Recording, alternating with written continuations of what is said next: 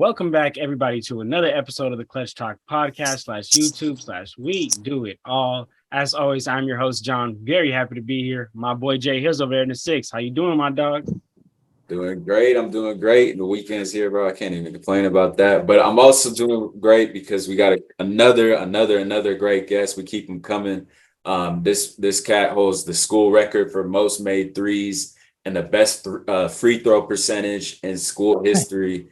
I do. My guy Mike Lewis, man, from Duquesne. Do you? I don't know, man. It probably sounds right, but I didn't even know that. You just taught me something about myself today. I didn't know that. So, Mike Lewis, man, you don't even know you a legend over there, man. You a legend over there. You setting records he ain't even know, man. So yeah, I ain't even know, man. Big shout out to our guy Mike, man. But like how Justin said, Mike Lewis, man, Mike Lewis second. We're very happy to have you on the pod, man. So welcome, man. How you doing?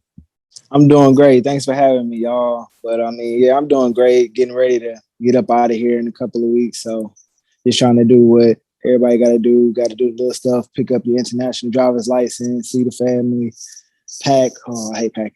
So little stuff like that, you know what I'm saying? But I'm doing good. Absolutely, man. Well, we happy to get into it with you, man. We happy that you're doing good and ready to head off here. But yeah, man. So for all the family out there, what we gonna get into today is we're gonna get into Mike Lewis's story and everything. How he came from being born in Houston, Texas, to St. Louis to where he is now, and what's next. So for the family, I hope you guys enjoy that. But my boy Justin, what's up? You got something to say, my boy? What? No, I was just gonna ask. You say you got to get an international driver's license. You gonna be driving out there, Mike, or what's up with that? Yeah. So I'm not gonna say but I know most clubs give guys cars. So it happened in Poland last year. Before I went, they was like, yeah, go get you an international driver's license. I'm like, bro, like, I don't know how to do that. But then all you really do is it's crazy how simple it is. You go to AAA and just tell them you need one. They take a picture and they give you like this little pamphlet and that's it. I'm like, it's easier to get an international driver's license than it is to get one in the States. Like, so it'd be little stuff like that you don't know until you know. You know what I mean? So did you don't even have to show your driver's license or what? No, and I actually noticed that I got pulled over a few times last year. But no, when they pull you over, they just ask, like typical stuff like for your license. And then you show them the international driver's permit, and then that really be it. Another thing I learned is if you get a speeding ticket, they probably gonna ask you to pay cash. Like that's a thing in Europe. So if you ever go to Europe and they say that, they're not trying to get over on you. That's real. Like if you got cash, they pay. But if you don't, then they send a ticket to wherever you live, and it'll be a little more expensive than if you had cash. Man, okay. They're trying to just get it up front. They're trying to get the money up front. Yeah, they need it right there. They need it right there. Man, okay, absolutely, man. So we'll definitely get into your time overseas, your time in Europe and Poland and all of that, man. But where we like to start here is where it all started, man. So we know you were raised in St. Louis, Missouri. But what I want to know is who put that ball in your hands and at what age? Yeah, so I would say my grandma originally, my dad's mom, gave it to me. I want to say around age 3 or 4, and she had my uncle put up in the backyard like a little, like the little tight hoop. Yep. So they sawed it and put the backboard and the rim like on the tree and nailed it to the tree. And one of my first memories was her and my uncle saying like, whenever you outgrow this hoop on this tree, because it was probably 5 foot, whenever you outgrow this, you're gonna be a superstar. So that was immediately early the christening, like, look, this is what you're gonna do. And then I would say when I start personally really taking it kind of serious was again kind of early. I was about 8, 9 years old. And I was down here in Houston right before we moved to St. Louis. And one of my last games playing at the YMCA. And it was this Hawaiian dude down here, man. And me, my mom, my brother was walking out the gym. And he walked up to us. He's like, I'm not trying to interrupt y'all, but he put like these flowers around my neck. And it's like, his kid's going to be special. Man. And then just in life, like he was like, yeah, maybe basketball, but in life, this kid's going to be special. Like, and that was it. And then we moved to St. Louis. And then I found who I found, start hooping, and boom. Man, Man. that's crazy, That's man. crazy. That's crazy. That's Yeah. that's one of those stories, man. That's been ordained from the beginning. That's been God, the Lord is someone's been watching over that, man. So Yeah. that's really cool to say that. I will say this: out of all the stories that we've heard as to how you started basketball, that has been hands down the coolest. Man. So Yeah. big shout out to you for that, man. Thanks. And I want to know, so when you were playing on that hoop, and when you were young, like, was there anyone that you were trying to model your game after? Was it, maybe a family member you seen, or was it players that you was watching? To be honest, no, I understand now, but growing up, I always looked at basketball differently. It wasn't never like besides Tracy McGrady, I say that'd be the only dude I was like, okay, this is my favorite player. Because I'll never forget the night he scored 13 points in the last 30 seconds versus Spurs. I was watching that game, and I was like, oh, this dude different. Like, I love basketball. Like, this is crazy. But before that, I always looked at it like, okay, who do I move similar to on the court? Like, what moves do they do to get open? Like, I always looked at it in a detailed way. You know what I mean? So as far as modeling my game, I would say the person I took the most stuff from would be Brad Beal, because he went to our high school. I got to see him work out growing up a lot, like up close, and build a relationship. And we kind of moved similarly to each other. So I would say I took a lot of stuff from him. But outside of that, I mean, I don't really have too many people. It's just kind of look at the details of the game, Dude, you talked about Brad Beal, man. We need to hear more about that. So, what was that relationship? Are you talking about more from a mentor standpoint? Because I know we'll get into it more, but I know you went to Chaminade, right? If I'm correct. Yeah. And I guess I know he went there as well. What was that relationship, and how was that working out with Brad? Yeah, it's still something that gets more and more developed the older I get personally. But it definitely started out more as a mentor. You would see him in summer times while we'd be there doing high school practice. He'd come in right before the draft or something, get on the side and shoot 2,000 jump shots on the gun. Like, after he worked out again already, it's like, bro, at the time, like, bro, you about to go to the league. Why are you in here with us doing this? But as you get older, you understand the importance and stuff like that. So just being able to have somebody that's really successful and then they've been through everything and more than you have, to be able to reach out to and ask questions, you know what I'm saying, and actually still be humble enough to respond. You know what I mean? Like that, I feel like that's the most important thing about it is humility. You know what I mean? So I feel like it's definitely one of my most prized relationships that I've built over the years. Even just his whole family, from his brother helping me with investing money. That's what his brother is good at. You know what I mean? They big on family in the Beal family, So I would say it's definitely something I can't really put into words, So it's a cool relationship to have for sure.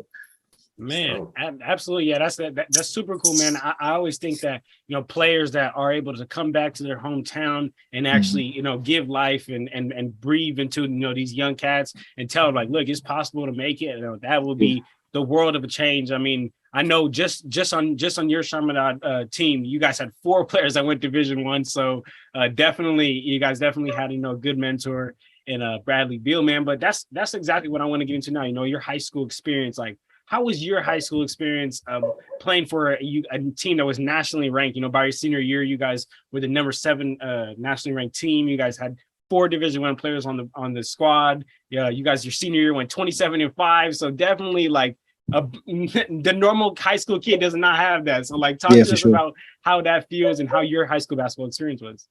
So I say all the time, we were professionals at like the 8th grade. Actually, like, this story goes back. That whole team from start to bottom, I say, only person we didn't know was Tyler Cook. We met him at Chaminade in 8th grade. But everybody else, we'd been knowing each other since 3rd, 4th grade, right? So it's crazy how we all end up at the same high school, which most of that happened because we had conversations growing up about going to the same high school. But once we were there, we all understood, first and foremost, we all got to sacrifice. You got this man Tatum, we know who he gonna be. It ain't no hating, it ain't no question about it. That's what it is. And the second in line is Tyler. He got to get his touches because the dude's 16 years old with a 45-inch vert. Get him the ball. You feel me? And then, all right, Mike, you be third option. Okay, cool. I'm cool with that, but we need you to run the team. All right, cool. I got you. And then we had the other guy talking about Jericho, who was a year younger, but he come in, he's a dog. He was a cleanup guy at first, and then he developed into a skill player, as we got older and once we left and it was his team. So that dynamic to this day is everything. I can speak for me personally. I know it's a huge factor in the rest of those guys' lives too, because when you have the definition of iron sharpen iron, like, yeah, the games were cool, traveling was cool, but y'all should have seen practice, bro. Like, it was war. Mm-hmm. You feel me? Like, it was, you got 4 professional basketball players on one team. Absolutely. We love each other, but we going at it because we understand we're gonna get our most competition in practice, not in the game, until we go play like Oak Hill or something. So that was everything. But I would say, as far as traveling, man, it was lit. Like, we were living a professional and collegiate life in high school, so like it was lit from hotel parties to all type of stuff, man. Like it was crazy, So by the time we got to college and then now in the professional world, we pretty much done everything, so we can actually focus on what we need to focus on. But yeah, man, we talk about it like at least once a week in our group chat. Something from high school comes up and we talk about it again. Like it's crazy. Man, that's quite an experience. And, you talk about, having that exposure early on from like a professional stamp kind of feel, which is amazing. But even so, but that being said, you're 14, 15 years old, 16 years old, and you got all that attention, right? From an early age. Like, this is something a normal 16-year-old is not equipped to dealing with, right? All the media attention, coaches, recruiting, all that. So talk about how you were able to stay focused, or the group of you were able to stay focused on that, having all those distractions. And you even said hotel parties. Wasn't even know what a hotel party was when I was in high school. I know that thing for sure. But talk about that, Mike, man. I know that's different for a lot of teenagers. So I think the biggest thing was just our culture at the school. So first, a lot of people don't know, Chaminade is an all-boys school, right? And it's from grade 6 through 12. It's about 600 of us. So that's that. They instill discipline in you day one. And then, being in St. Louis, it's not the most opportunity-driven city, So we had a lot of people we cool with. It's one or two things you probably doing: playing a sport, going to school, or you in the streets. So that kind of made that decision up for you quick and in a hurry as well. Like, all right, I want to do something more with my life. And I'm surrounded by like-minded people. So staying focused it wasn't easy, but it was easier knowing like, okay, I know if I'm going out here and playing around with this, like, one, I'm not going to get blessed. And two, like, I'm playing with my life, literally.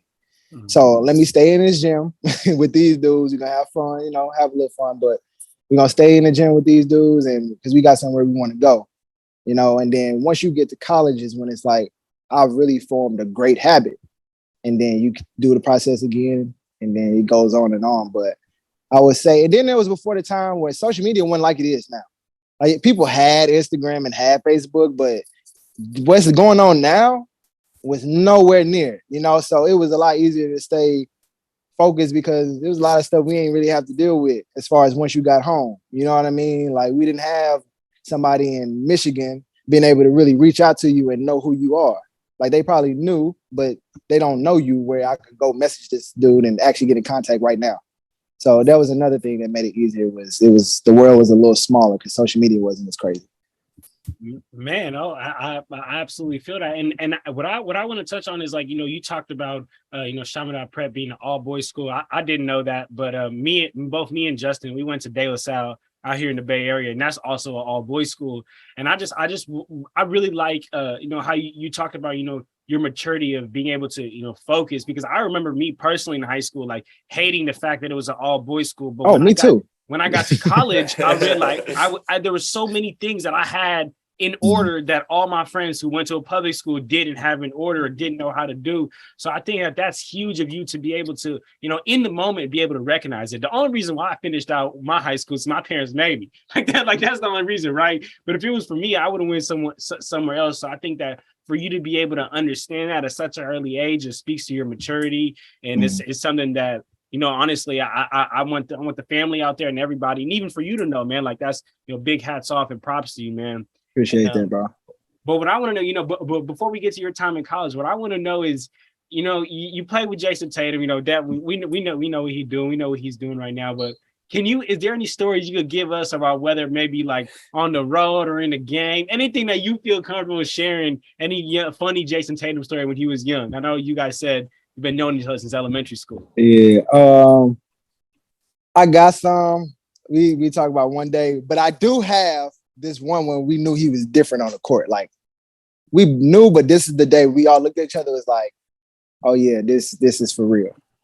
So it was our senior year, and we hadn't had a game in like 2 weeks for whatever reason. And dudes, we committed, so you got that. You feeling yourself a little bit. It's senior year. We like, yeah, we about to win the ring. You getting more girl action, like senior year high school. You know how it is, like you driving. So yeah, you driving now, exactly. You feeling yourself. So it was one day. It was 1 week actually. He was off like Monday, Tuesday, Wednesday. Like he had made maybe 3 shots in practice. So we talking shit. I'm talking about, yeah, you going to do? We locking this shit up, this and that. Like when I tell you this Thursday came, and our coach set us up. I don't know if they talked about this during school or what. But coach walked in, he looked at us. It was like, hey, told our assistant coach, hey, money, put 30 minutes on the clock. Rolled the ball out, said, y'all play. We like, bet. I kid y'all not, bro. When I tell y'all this man blacked out and scored 27 times, not 27 points, 27 times straight. Like everything. Side steps, post face, dunking, talking ruthless. Like we was like, yeah, bro, he different, bro. Like, yeah, he's number 1 in the country and he top 3 draft pick for sure. Like, it's over with. Like, you know what I'm saying? We knew then. Like, this is over. He's on a completely. This is on a completely different level. And he's 6 at the time, 6'8", 6'9", coming down, shooting hezzy pulls from half. Like, man, that shit different. That's crazy, man. And for you being a childhood friend with him, could you know he was gonna be Jason Tatum that he is now, like one of the top 5 best players under 25? Yeah. He told, first of all, he would tell you in like 5th grade, I'm going to the league. And then he'll go do some shit like he'll catch it. Especially me, I always look at details of the game. So he'll catch jab, and bump you and fade off 1 foot. But we in 5th grade. It's like, bro, what you want? Like, how you even know how to do that in 5th grade? And like have it like type mastered though. Like when to use it. Like it ain't like a spam shot. Like, no. He bumping back, I'm fading. And I'm hitting him with the hezzy and going by like, what? Man. You breaking people down like this in 6th grade? Yeah, just stay healthy, stay prayed up, bro. You got it. Like, we've been new. There was no surprise. None of this is no surprise to us. Wow, man, absolutely. I'll tell you, man, from the perspective of, the fan of me not even ever knowing like a young Jason Tatum, that's crazy to hear from your perspective. So, man, we appreciate that story. And he's got a lot more to secure too, man. He's got a big bags and some rings. Yeah, but she does. So. And the biggest thing I want us to say about him, and I'll leave it alone, is he cool, he quiet, but he's a dog, bro.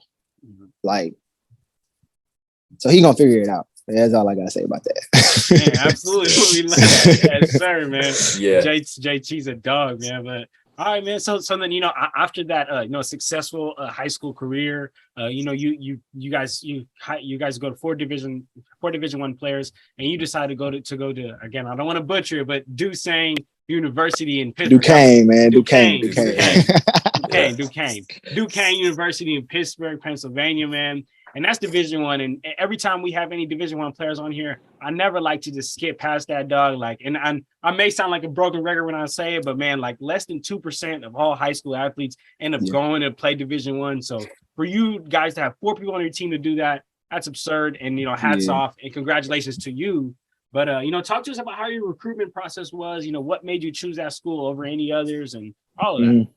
So it's actually crazy, bro, because I got my first Division I offer as a sophomore from Illinois State. So when that happened, at first I didn't really.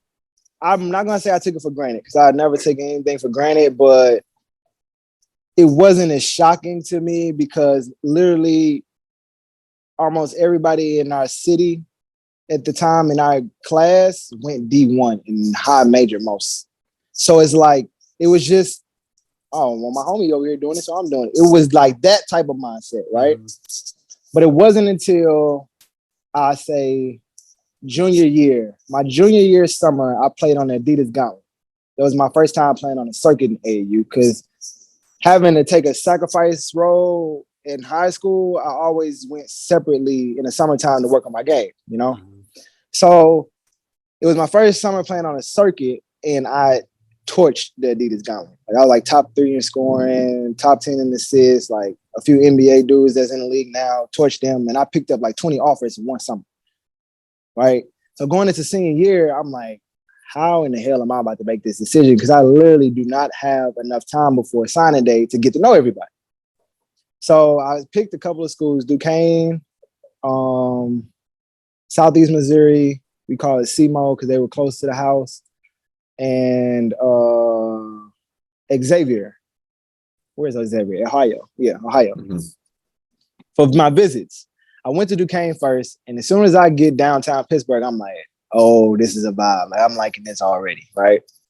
And Coach Ferry, who was at UMBC now, he was the coach at the time, and he set me and my mom down and was like, I see something in you that you don't even know that you have yet, right? And he showed me clips of the 3 senior guards they had graduating.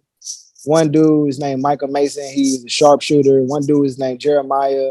He was kind of a strong power guard. And then there was another guy named Derek Coulter, who was kind of a mix between both of them, but he was a lot smaller.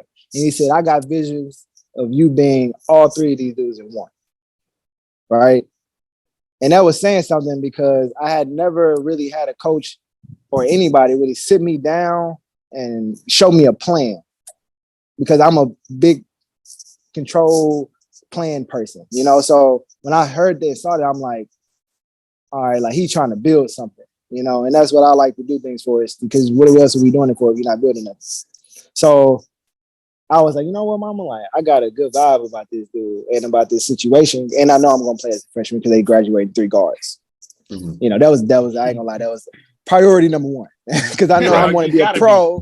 I want to be a pro, so I need to play my freshman year. I can't afford to be no red shirt. No, I ain't got time for that. Man. Yeah. So it was cool. And she was like, you know, Duquesne used to be a good school back in the day. They kind of fell off recently, but like, you know, it's a good school. She was big on academics, obviously, like most moms and parents are. So she was like, yeah, great academic school, you know, like, let's do it. So I get back home and I was actually I skipped the SEMO tour and I was like, I'm going to go to Xavier because, you know, it's Big East. But before I went, a guard in my class committed that they said they wasn't recruiting. So that was my first taste of politics and the business. And they end up canceling. I was still going to go to see, but they end up canceling my, my visit. So I'm like, well, this is a sign. I committed on spot. So that's how that story went. And my dark horse truth is St. Louis University didn't recruit me out of high school and they 10 minutes down the street. So that really like being a dog, like, bro, y'all got me messed up. Like y'all gonna get these dudes from out of state. Like y'all, and I'm right here. And I'm very vocal in interviews saying, yeah, I will go to SNU if they offer me. Like I'm very vocal. But they ain't the same conference as Duquesne and Atlantic 10. So I was like, okay, I get to play them twice a year. Bet. Yeah, I'm going. Thanks. You was ready to go. Okay. Yeah, so, I need all of it to beat the smoke. So that you know, that's let's get into that. You know, like your freshman year as a true freshman, you started in 31 of the 32 games. You led the team in scoring, made threes, free throw percentage, minutes per game, and you set a school record for most made threes and free throw percentage by a freshman. So man, like that's an extraordinary freshman year that, you know, most freshmen don't ever have or even dream of having. But talk to us about like how did you handle that? And I know I usually like to ask people like, did you come in ready? You know, because high school and Division I is so different. But you had 4 Division I players, so you probably was ready for this, man. So talk to us about your freshman year. So it's actually funny. I would say the first day we had workouts, I struggled with the speed because it went from like, oh, I'm playing with athletes, you know, to shit, this game is fast. Like it's literally just fast. Everything's fast. So about a couple of days, it took me to adjust to that. But after that, our first open gym, one of the seniors on the team at the time was like, yeah, man, like this is my in the locker room. Like, I'm cool, dude. I'm not even on none of this. But he came up to me like, yeah, bro, like, actually, he didn't come up to me. He said in front of everybody, like trying to embarrass me. So he was like, yeah, bro, like, you know, you're going to be playing behind me. I was like, all right, bro. Like, you know, okay, whatever. He's like, I'm just letting you know now, like, you're going to be playing behind me. Like, this is my shit now. Like, I redshirted last year, this and that. I said, bro, if you was that nice, they wouldn't have brought me here. But now you want to make this, all right, cool. Now you my first point to prove. So the first open gym, a couple hours later that day, I think the first game we went to 11, I had like 11 straight. And I was just telling my coaches, like, I ain't gonna like get the woofing because that's not my personality, but I tolerate no disrespect. Like, I don't care how old you are, like, I'm here. And that's all she wrote. She was over it after that. Like, you know what I'm saying? But yes, so was that the moment? Was that the moment that you felt like, man, like I belong, I'm here, I'm supposed to be here? I knew then I was torching the league that year because I knew I would continuously run into the same disrespect. You know what I'm saying? Me, especially, I'm not that big now, but I'm a lot stronger now. But like at the time, like I'm hella skinny. I'm 170 pounds. I ain't a freak athlete. You know what I'm saying? Like I'm just all skill. So like they was looking at me as the eye test, like, oh, he ain't no, we gonna punk him. No, you not. Like, but you think you about to come in here on that? Like, I got something.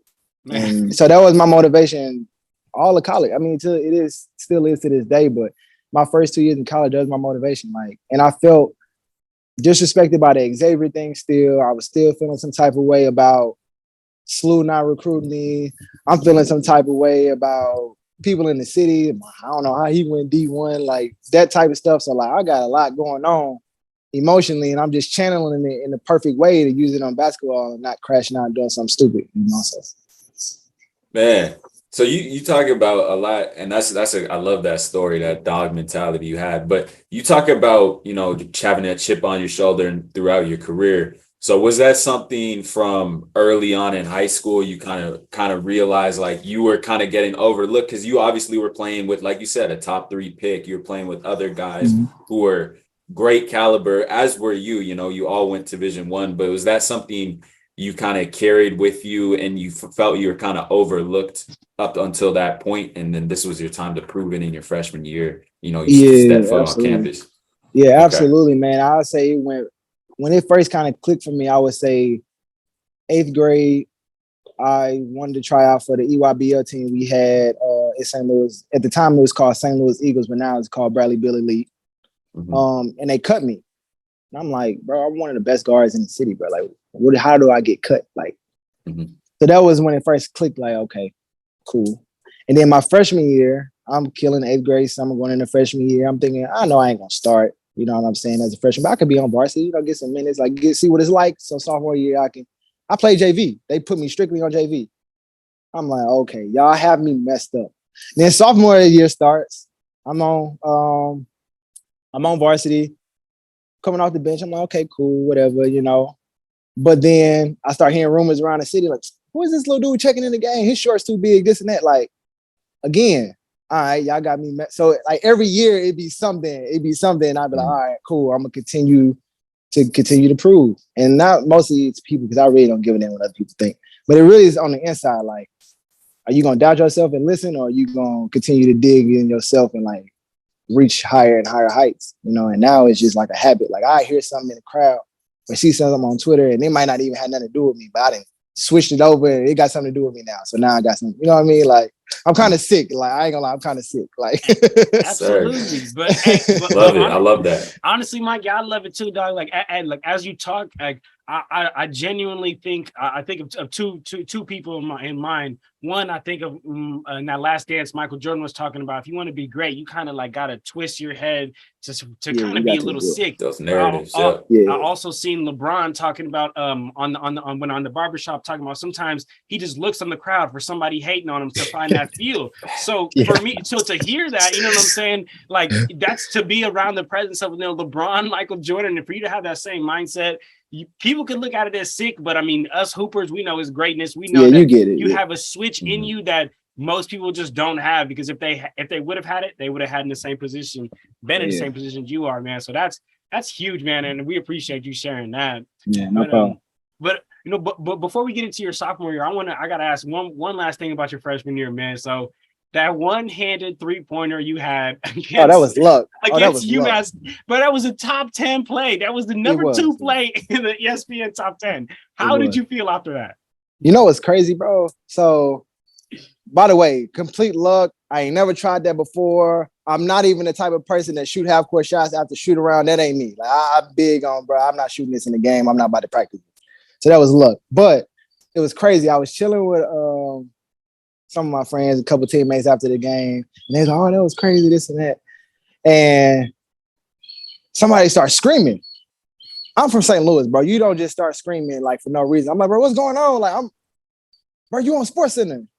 I said, what I do? Like, you know what I'm saying? Like, am I in trouble? Like, this ain't good. Like, he's like, nah, stupid. Like, you on Sports Center top 10. I'm like, oh shit, like what happened?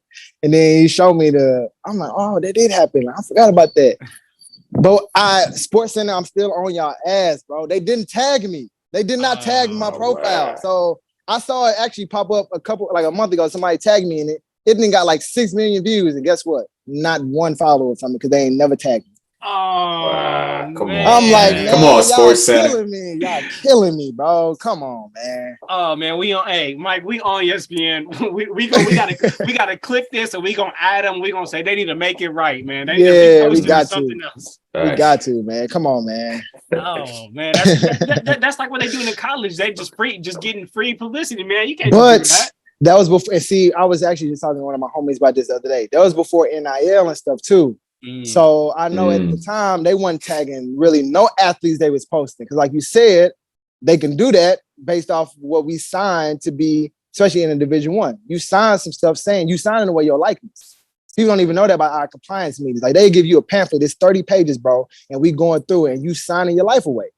You know, so that's why they didn't, because they really couldn't at the time. So now this whole new generation that can do what they can do, man, I hope they take advantage of it and don't blow the money that they make. Actually have some fun, but put that other to the side, bro, because y'all are blessed. Like, man, kids out here getting paid, boy. Getting paid for real, man. See, that right there for anybody listening, man. If you in college getting, enjoying that money, listen to some good advice from our guy Mike, bro. Man. But all right, Mike. So then your sophomore year, you again had a great year and led the team in scoring, 3-point percentage, free throw percentage. But what I want to know is, at that point, what was your mindset coming into every game? You were such a vital part of the team's success. I know other teams playing you, they were scout reporting, looking at Mike Lewis. So how was that? And what was your mindset coming into every game?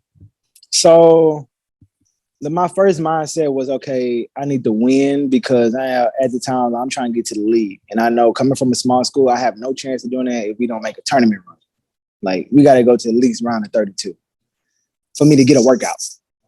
So that was my whole mindset. But that's when I start realizing everybody don't want to win. And coming from, the upbringing I came from, that was never even a discussion. It was a how are we going to get this done?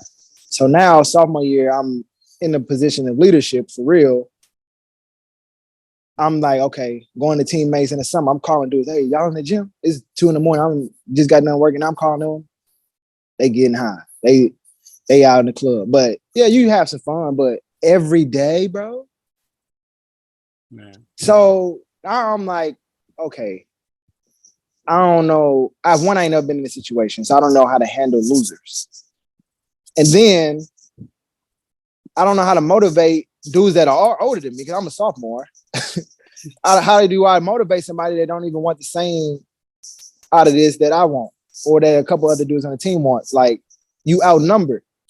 And then you start learning about the business, like, well, your AD might not care about winning because, y'all losing, he might get extra funding for some BS reason. Or they done fired the coach that was actually got the recruits in. They fired him, so now everybody he recruited, now they decommitted, and now they go high major. So that lets you know the type of caliber players he had coming for our sophomore year. like little stuff like that, you know. So it was a complete wash. New coaching staff, almost whole new team. One of our starting centers was the guy that played for the old coach that never really played, but now he's our starting center. You know, so it's like, all right, well, this year's a wash. I got to try to do what I can, but I pray we ain't getting no at-large bid. You got to win the 18. You know what I'm saying? So I'm like, well, this is that. So it's like, I really want people to realize, and this is something I never believe in regrets, but me being so unselfish kind of cost me a couple opportunities early in life because I should have transferred after my freshman year. I had a lot of schools calling like, oh, his coach got fired. He leaving, right? I'm talking about Kansas, NC State, Oregon. Like, could have picked where I wanted to go, really. But I'm so big on the loyalty thing. Like, nah, we gonna bid. They cost me. You got to understand the business that you in. They don't care. As soon as they done with you, bro, they done with you. Like, I don't care what nobody telling you. You might have a couple coaches, a couple people that you run into that's real people. I ain't gonna say everybody, you know, but y'all gotta know, people gotta know what business they in. You got, at the end of the day, it's about you and your family, bro, and a couple people that you get cool with. That's it, though. You know what I'm saying? So, man, that's what happened sophomore year. It was a business year. You know what I'm saying? Like, I'm like, wow, like this ain't just hoop no more. Like, this is some whole other shit. Man, absolutely. And honestly, that's that for you to bring that perspective, that's huge, man, because me personally, I never played college basketball, and I just played up until high school. So to always think, it's just about like, all right, like roll the ball out and line it up and let's hoop and let's see who's the better player. To see that it's just really not to see that it's really not like that, and hear it, from your perspective is definitely a crazy thing. And also Justin played some college basketball. So Justin, like, you can touch on like, how did you see some of that too, or like how was that for you? Yeah, no, I same as Mike. Like, obviously, I played in Canada, so it's a little different, but it's the same thing. It's a lot of politics involved. It's a lot of what the coach wants. You could be the better player, but he's playing over you. The other dude's playing over you because he has some promises or something. But a lot of the similar thing, like, it's the higher you go up in basketball, as you know, Mike, it's even more politics, and it becomes even more of a business. So.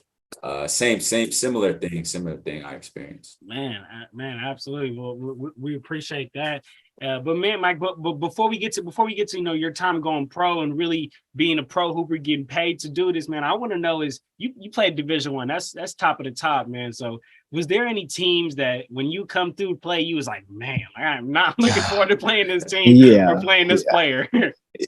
So first, I played. My freshman year, I played against that Kentucky team with Fox, Monk, and Bam. Oh. So, like, it's crazy because my senior year, we didn't play against De'Aaron, but I had new Malik already because we played against him twice. And we played against him junior year, too. He gave us 50 every time, by the way. He's like that. We beat his team was terrible. We beat them, but it was chalked that up for 50. He's like that. I just want people to know that. And then Bam played against Adebayo in the city of Palms. Huge physical specimen. And then I didn't play against De'Aaron Fox in high school. So we get Kentucky. I see it on the schedule at Rupp Arena. So I'm like, I know what time it is, right? Like, I'm excited. I like this type of environment, right? I knew we was going to lose by 50 when we on the plane going to Kentucky, you know what I'm saying? The boosters is there, so they put us on the PJ and everything. So, and this is when I realized how blessed we were in high school because I done did this already. Mm-hmm. So I'm like, oh shit! Like, let me take a second to pray. Like, God, the life has been good. Like, I didn't know. I actually know how to get on one of these. They at the back tripping. Like, you know what I'm saying? They watching Kentucky highlights saying, "Oh, he gonna do this to you," and he gonna that type time. So I'm like, oh, we about to get scraped. They starstruck. So that team was crazy. Ended up losing by like 60 something. Man, I don't think it was that bad. I think it was like 40 something, but still it was terrible. And then the other team I would say in conference, you really don't want to go is VCU. Nah, I got to Dayton. You don't want to play in Dayton Arena. What makes it so hard?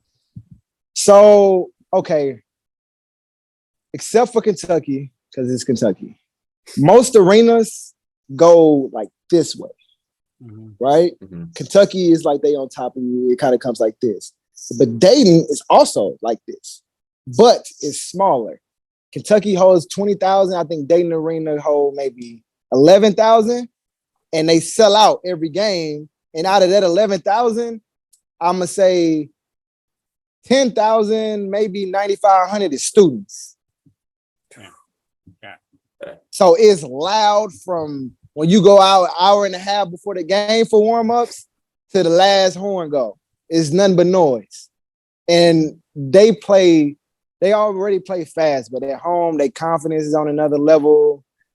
They play extra fast. Like they get in the calls. Obviously, it's you just don't want to go play in Dayton, especially on a Saturday, like that 2 to 3 p.m. game. Nah, you don't want that smoke. I promise you. Like it's gonna get ugly in there, like for sure. Man, you played in some tough places. I know that Kentucky playing there against all that talent, but at least you had a little bit of a background going into that, man. But so Mike, I want to talk to you about your professional career. You know, we've had some pros on here. Everyone's kind of story and how they hire an agent, what goes into it, potentially going to the league, draft, all that. What was that experience like for you? So I think my story is a little different. I've never tried the draft process. And it's because, I stayed my sophomore year, should have left again, didn't. Stayed junior year, and that's the year my athleticism finally kicked in. So I'm like, oh, this is going to be a good year. Now I can do what I normally do, and I can go dunk some. Oh, yeah, I'm about to have fun. So it goes south, though, because like you said earlier about the politics, you could be better than the dude, but new coach come in, he got his guys now. That's his guys. It's just that simple. So I end up transferring at Christmas time. I go to University of Nevada with my last semester of the Martin Twin, Caroline, that era with Must, that last semester. So in my mind, he did a hell of a good job, especially at the Christmas time, of recruiting guys to keep up that same pace that they had been having the past couple of years. But in May, that's when he takes the Arkansas job. So I'm at the point now where I'm like, all right, I'm giving college basketball one more try. So I was going to transfer back to St. Louis University because they had a new coaching staff at the time. He's like, you want to come home, bro? Like, come on. I hate scouting against you. I hate playing against you. So I know playing with you would be fun. I'm like, cool. Come back to the city last year and get up out of here. There's an anonymous phone call. Well, Mike technically transferred in conference, Duquesne SLU, because he was only at Nevada for a semester. So that don't count for a transfer because it's not a whole year. They granted it, though. Oh, yeah, no, that makes sense, yeah. 2-year sentence. Not the one at the time, or was going to be none because I was going to do a waiver coming back home. No, 2 years suspension. You got to sit oh, hell no. Yeah, I'm not sitting 2 years out. In St. Louis, too? I was like, you know what? I had a good enough freshman sophomore year. I'm just going to put it in God's hand. If it work, it work. If it don't, oh well. But I'm not about to sit in school for 2 more years. Absolutely not. And just practice? Oh, no. Let's go drive anybody crazy. You know, especially after in October that year before I transferred in December, one of my closest friends died on campus. So I'm dealing with that too. So I'm like, yeah, no, I'm done with this. I have a complete distaste for college basketball. It ain't, to me at the time, I was like, it ain't done nothing good for me. So I said, all right, I'm going to take a leap on faith. I end up getting an agent who I end up meeting the summer before 2019. I met him at Duquesne because Jimmy Butler came to our school to play pickup, and it was his agent. So we met then, and he had actually worked with a dude that went to Duquesne years ago. So got him, and I was actually going to play for the Texas Legends G League team in 2020. Some stuff happened, some more policy stuff happened. They ended up picking a dude where told me they was going to pick me in the G League draft and bump me out. All the other teams already had who they was going to pick because they knew I was supposed to be going to the Texas Legends. So that happens. So now we in October, and it's hard to get in Europe once the season starts, especially as a rookie. Nobody knows you. They not gonna call you because at this point they looking for people they know that can do what to replace other guys that didn't fit at first. So the whole year go by and I ain't hooping. I'm staying in shape a little bit, but I'm going through it. Like just like that, basketball is taken away from me. And I didn't really do anything like negative to really like, all right, I fucked up. Like it wasn't really even on me. It was just situational. So I'm like, bro, like it ain't no way you brought me this far to drop me like this. It ain't no way. So it was tough, but I kept working out, you know what I'm saying? Stayed in shape, did whatever. And this is how I know Duquesne know they messed up. They called my mom. They knew to call my mom, not me, because I wasn't answering the phone. They called my mom, left a message and said, if Mike wants to finish his degree, it's on us. Right? So Christmas come and I'm like, well, I ain't doing much else. I might as well, because I know I go back to school. 1, it's free. 2, I can get some money out of it because I'm going to do the fast food thing. Right? Mm-hmm. So my girl, shout out to Nina, she hoops too. That's where we met, is at Duquesne. So she's still there. This is second semester of my senior year, supposed to be. So I go back to Duquesne, but now I'm a student. And I have never felt so worthless, so humble, so whatever words you want to throw in, because the same people that was cheering for you or being around you because you were who you were, the same ones laughing at you now, like asking me on my way to class as a regular student, like, what happened? I thought you was going to the league. You was talking about this. Still, I can't cuss nobody out. I can't get no fight. I got to take this. I take this on the chin. Like I take all my L's on the chin. But you talking about pain though. Man. So I'm living with my girl in her dorm on top of that, sleeping on the air mat, like bad. I'm like, you know what? It ain't no way you bringing me through this. This is a lesson. So fast forward, and I had COVID. This shit sucks, but personally, COVID saved my life. Because when COVID happened, school shut down. So when I got out of there, right before mentally, I was about to smack somebody, like for real, So that school shut down. Me and my girl, we drive down to Houston. My mom was living down here now. She had moved from St. Louis.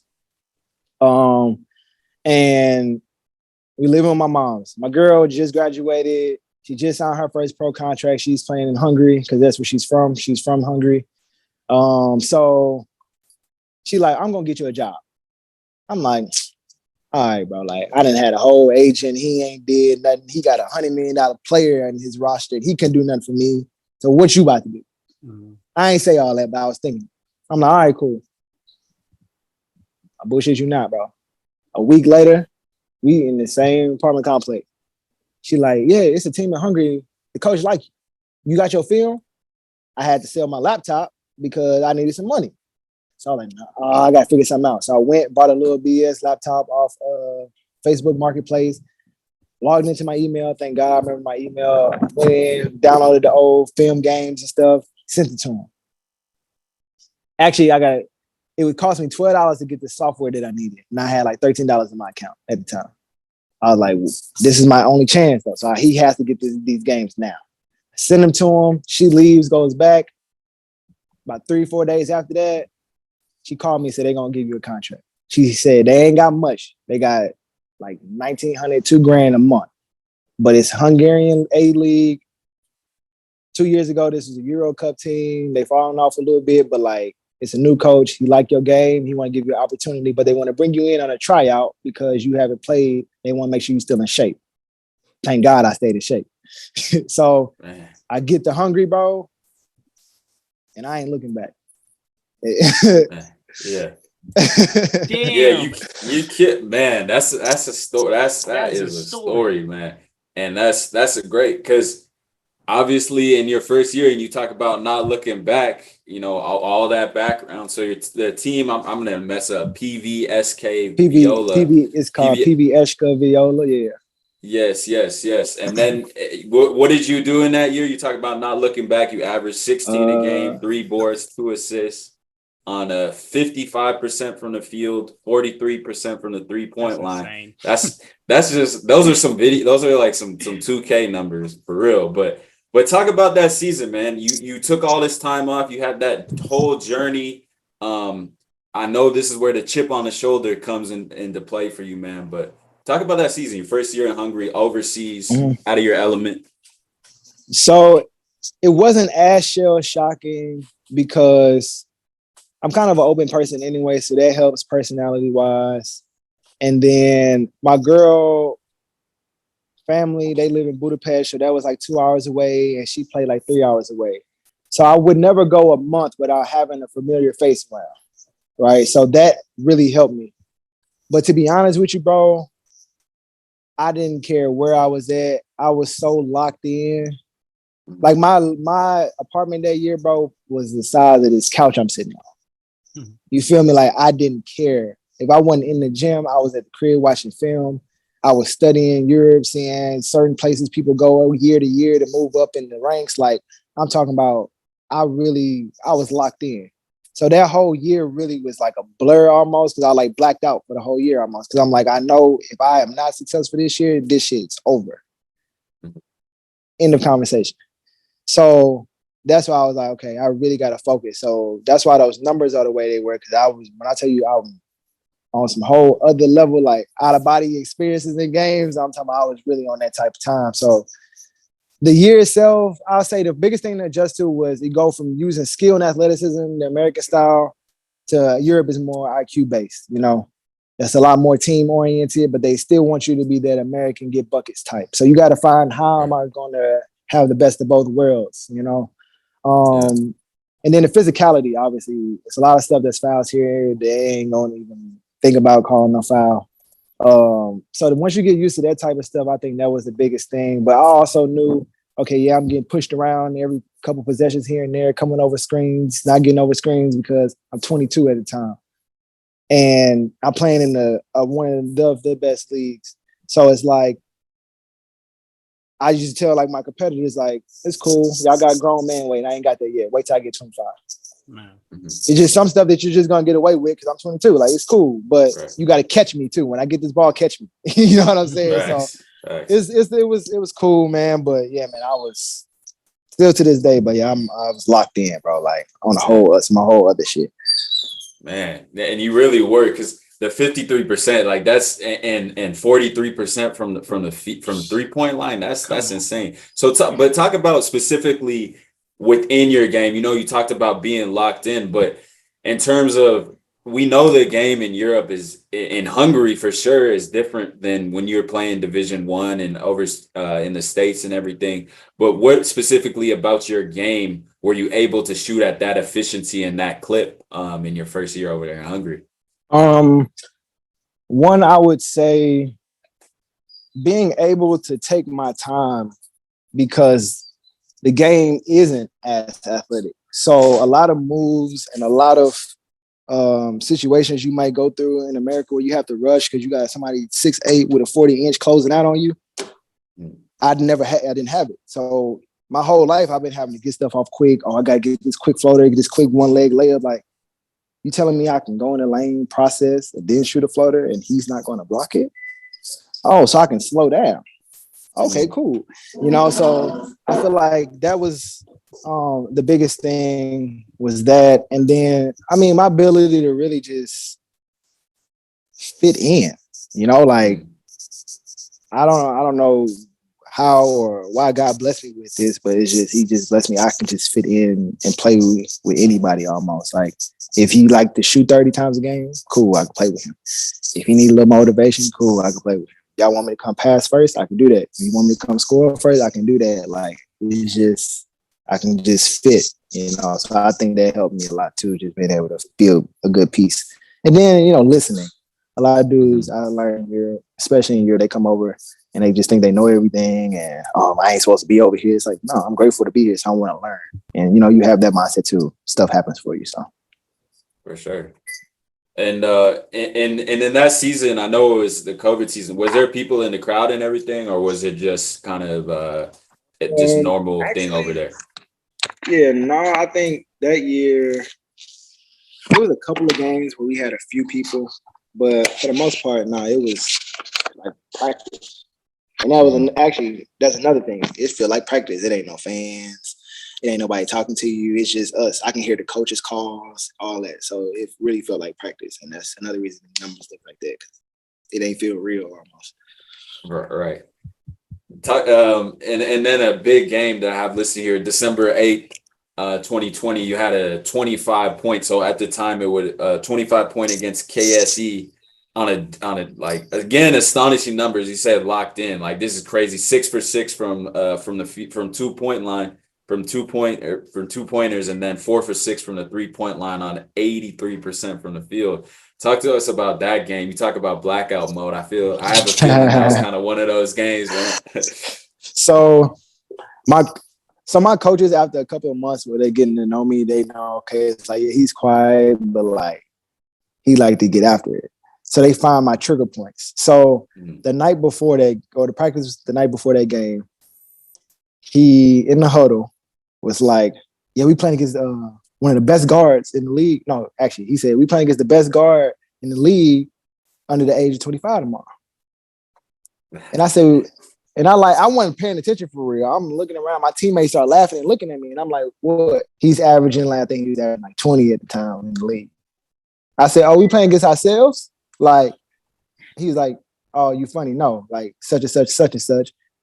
I said, oh, you saying he gonna give me 30? Like, this what the conversation is? Because, you know, some of the European coaches don't speak English, and it's my first year, so I'm not understanding the jokes at this point. I'm like, oh, you say he gonna give me 30? And everybody was like, yeah. I started laughing. I was like, all right, cool. And, you know, that night happened. So, you know, that's all I needed. That's all I needed to hear. Because I think I was kind of struggling a little bit at that time. The couple games before that, you know, he hit the rookie wall. It's like, oh, I'm not in America. Like, all that stuff started kicking a little bit. So he could tell I needed that a little bit. So, yeah, that's the conversation before that game. Was that kind of your welcome to, like, you're here, you've arrived in the pros kind of moment, or was there something before that that stuck out to you in terms of that? I would say really my first real game, because I had 2 dunks in that game, and I had dunked the ball once in the game my entire life before that. So it was just like, okay, well, yeah, shit's changed. Yeah, like it's changed. Life's different now. And then after being off almost a year and a half, I think my first game, I had like 16, 4, and 3 or something like that. And it to be, you know, against a pretty good team too. It was like, all right, yeah, like we're gonna be able to do this for real. Like it ain't no more doubts. If there was doubts, there's no more doubts or nerves, I would say. So now let's lock in and see how far we're gonna take it. So I would really say like the first game of the season is when that happened. Okay. Any tough matchups? It doesn't have to be specifically named, like teams you played in that first year. What was that like? So outside of all my American homies, when we all go at it, that's always fun. But I would say yes, bro. So in Hungary, I have my girlfriend laughing about this all the time. It's this, I do not know his name. I wish I did. But he's like 41, 42 now. He was 40 when we played against him. He's a Hungarian guard, bro. Little, I'm talking about probably 5'7", $130. But when I tell y'all he get buckets, and he's so smart. Like, for example, he got this one shot. He come off a pick and roll going left, and he's shooting with one leg fade off the left, and it's hitting glass. Like, he's shooting glass, but he's trying to do this, and he's hitting it consistently. And I couldn't guard it, and it was pissing me off because I'm like, bro, how's this little dude out here, old little dude, cooking me like this? Like, every time we play them, he's gonna get 20 at least. It's just that one dude. I can't figure it out, and it drives me crazy to this day. But definitely say shout out to, he plays I don't know if he still plays there, but he was a team called Kecskemét in Hungary, man. Shout out to him, man. Man, that's crazy, dog. You know, often when we talk to people about like people that have played in the States and played overseas, they always say that like overseas, like you could get away with not being as athletic if you know the game. You got great footwork. If and out here you could just kind of be a bouncy player or just someone that's extremely fast or just tall, and they'll kind of give you give you that chance. But out there, like if you're not fundamentally sound, don't really understand the game, that's when it really starts to that's when it starts to get to you, man. So then, all right, man. So then, Mike, right? We know we've gone through your high school time. We've gone through your time in college. We've gone through a very successful pro career. And you're a very young cat, but what I want to know is what's next for you, Mike? Like what's upcoming for you, and what can the world expect from Mike Lewis II coming up? Man, that's a great question. Well, first, like I told you earlier, I gave y'all an early scoop. I'm going to Italy this year. I'm going to play in the Italy, what they call it, Serie A2. I'm going to Latina, Italy. It's a beautiful city from what I'm hearing and what I'm seeing online. But outside of basketball, man, I would say, besides my brand, Young Kings, which is more of a community that I'm trying to build to kind of give guys game on like what's really going on out here, what ain't going on. Along with like some financial help and other little things. They're trying to just build a community of, African American males and, other ethnicities, other minorities to like, kind of help each other out, because we got to start building and helping each other. This whole I'm versus you, I don't like this shit is stupid, bro. It's stupid. It's strength in numbers. Like it's just, and every other culture sticks together, and that's why they are the way they are. Like it's ridiculous. But and outside of that, man, I don't know, bro. I kind of take it year by year, see what blessing pop up, and then, add that to the list. But I don't know, man. I'm in a point in life now where I kind of just want to focus more on just enjoying the moment. I've spent so much time getting to this point of processing and planning and strategic. Like I kind of just want to just go with the moment for a couple of years and then allow stuff to keep popping up. Absolutely, man. That's to be real with you. That's when the best things happen in life, man. Exactly. That's when the best things happen in life. So exactly. That's amazing, man. So, and man, Mike. Before we get you out of here, if there's a little kid out there listening, if there's somebody that want to be like Mike Lewis, that want to be able to get knocked down, but be able to get back up, be able to beat the odds, be able to bet on themselves. What's a piece of advice, or maybe a sense or two that you would give a young cat out there who's trying to have the same career like you did? The first thing I would say is you're going to 100% go through something that has a chance to break you. Don't let it. I don't know if you pray, if you meditate, whatever you do it. And then the second piece of advice I would give, I would probably say, be smarter and older than your age.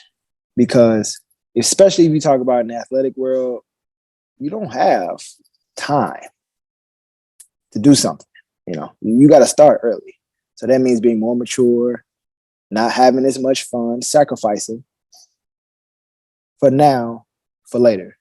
So being more mature and smarter than your actual age, So those are the two biggest things I would say I will probably give as of now. Man, absolutely. That's amazing, man. And I hope for a family out there listening, man, that you guys, can take heed of that advice. Because what I always tell people is, like, if you're trying to get somewhere, somebody already there, like, you'd be crazy to not take advice from that person. So if there's anybody out there trying to make it, man, definitely listening to our guy Mike, man. But man, so Mike, we appreciate you doing this interview with us, man. This was great. But before we get you out of here, I just need all the family and everybody to definitely show some love to Mike, man. I'm gonna leave all of Mike's social media. Mike, if you got any Young Kings in it and then any of that social media, I will tag all that in the description down below, man. So for everybody to just stay up to date with that. And then Mike, is there anything that you wanna shout out while you have this platform? Oh man, just be blessed, man. Make sure y'all stay prayed up. It's a lot of stuff going on right now. Be cool, be kind to your family and your friends. Understand who your real friends are. And man, have fun, enjoy life. We all spend so much time being stressed. It's stressful enough. And no need to stress yourself out, man. Have some fun. Yes, sir, Mike. Appreciate you coming on the show, man. Appreciate you talking about your journey. It's definitely an interesting one. It's definitely an aspiring pro journey, especially and especially the advice after, because we always ask that our guests to shed a little light, like on and off the court, and advice to get where they're at, because you're obviously successful on and off the court, because you come off as a cool dude, so I really appreciate it, man. Thanks, my man. I appreciate y'all for having me, bro. For real. We locked in now. Yes, sir, man. Sir. We locked in, man. So for all the family, make sure you guys stay up to date with Michael. Everything will be in the description down below. And don't forget to like, comment, subscribe. And that's it. We out of here, y'all. Clutch Talk out. Peace.